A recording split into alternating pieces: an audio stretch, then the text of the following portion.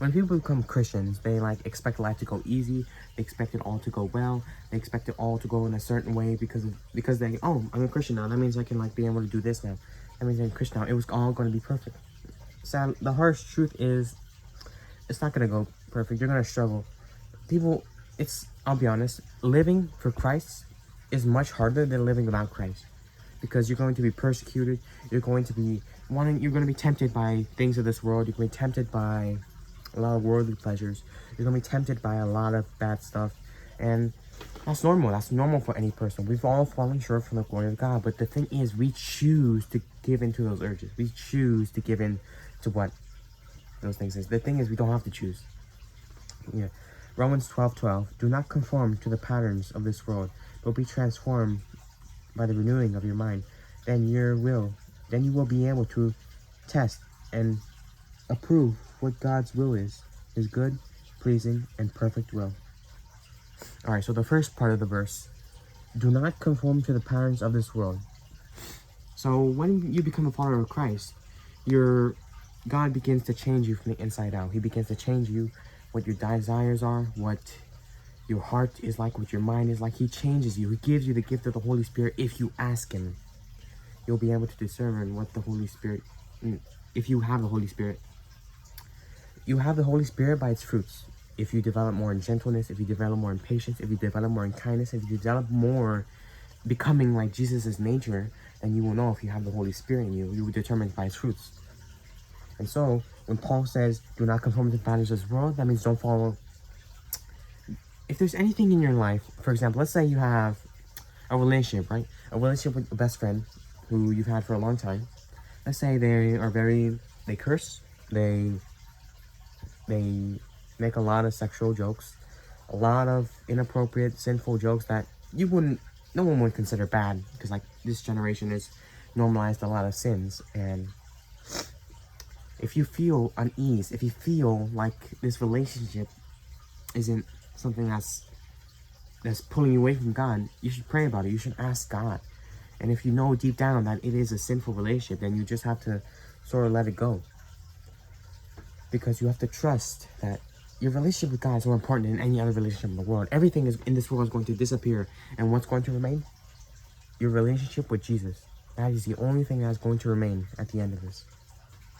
So when Paul says, do not conform to the patterns of this world. Do not follow the world. Do not follow these trends. Stand firm in your faith and trust that God is leading you and guiding you towards something better than anything the world could ever offer. The second part of the verse will be transformed by the renewing of your mind. Here, God expects you to change in some sense, leaving behind your old habits, leaving behind your old lifestyle, leaving behind your old sense of thinking, leaving behind all of it, and trusting that the Lord will change your heart, change your mind, change you into this new person, woman, God, man, that God is planning you to be if you continue it. Leaving behind habits, they may feel like masturbation, for example, video games, sinful video games, sinful music, secular music, all these things we have to leave.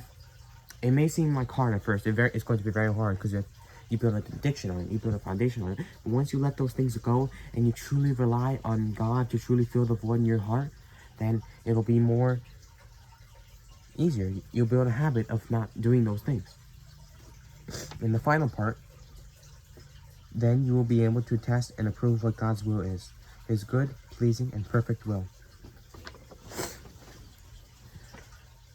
God's will is better than anything we could ever come up with. God's will is better than any plan we have, and than any... Because we always think we have the sense to always have control. We have the sense to always do better. We have the sense to always want to do this. Oh, no, it's what... No.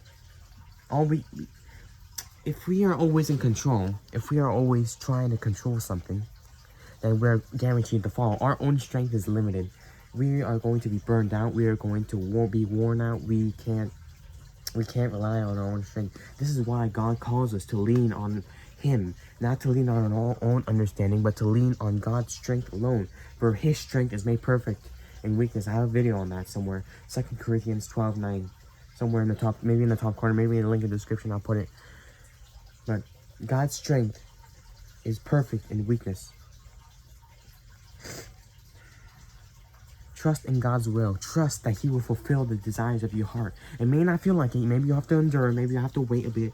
But that's just God testing you. Testing that you have faith in him. Testing that he will give you the desires. Even if, like Abraham.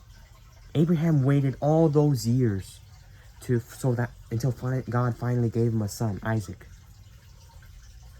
Not Isaac, but I think it was Jacob. I forgot who exactly. Maybe it was Isaac or Jacob. But yeah, Isaac, I think. I'll have to check the scriptures.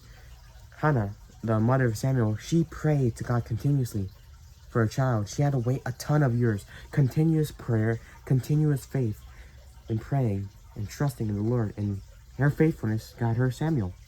So trust that God will give you the desires of your heart in his timing. If it is in his will, then it will happen. Have faith. Continually pray. And trust in God's will, even if it doesn't look like it. Because God remains good even through all bad circumstances. The pain is temporary. The storm, the hurt is temporary.